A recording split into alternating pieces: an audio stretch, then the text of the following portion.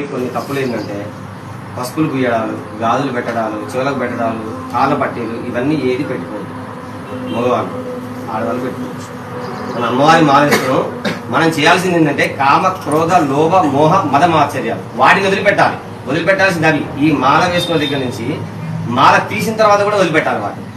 దీని యొక్క కాన్సెప్ట్ అది. మాల యొక్క కాన్సెప్ట్ ఏంటంటే మనకు మంచి జరగాలంటే చేయాల్సింది అది. అంతేగాని వాళ్ళు పసుపు పూసుకుంటే మొహంతా పసుపు పూసుకోవడాలు, గాజులు ఇలాంటివి నేను మాలేసిన వాళ్ళు మాత్రం ఎవరు కనబడుతుంది. దయచేసి నేను రిక్వెస్ట్ చేసి ఏంటంటే నేను మాలేసిన వాళ్ళు ఎవరు కూడా పసుపులు, గాజులు, చెవులకు పెట్టడాలు, మెట్టలు పెట్టడాలు, పుస్తలు ధరించడాలు ఇలాంటివి ఏవి చేయకండి. భక్తి అవసరం. అక్కడ కావాల్సింది అమ్మవారిని స్మరించుకోండి, మంచిగా చేయండి. అమ్మవారి అనుగ్రహం మంచిగా ఉంటుంది. మనం తేడా చేస్తే మాత్రం గణపతి లాగే కాదు అమ్మవారికి సంబంధించి. అమ్మవారి పూజా విధానం, అమ్మ శక్తి స్వరూపం. మనం ఎంత మంచి చేస్తే అంత ఎక్కువ రిఫ్లెక్ట్ మనకు మంచి జరుగుతుంది. అంతేగాని వాళ్ళేదో చేస్తారు, వీళ్ళేదో చేస్తారు. ముఖ్యంగా అంటే మీరు ఎక్కడైనా భిక్షకు వెళ్ళినప్పుడు మాత్రం వాళ్ళు మొత్తం ఇవన్నీ చేస్తుంటారు. ఇప్పుడు మీరు చేస్తున్న ఈ విధానం నేనే కాదు, ఏ ఒక్క బ్రాహ్మణుడు కూడా ఒప్పుకోడు. ఇవన్నీ మీ అందరూ మీరు ఎక్కడి నుంచి పుట్టిందో తెలియదు మాకు. చాలా మంది చూసి నేను మా దగ్గర ఉన్న వాళ్ళందరికీ చెప్తున్నాను వద్దని. వాళ్ళు ఎవరు వేసుకోవట్లేదు మా దగ్గర వెళ్ళేది.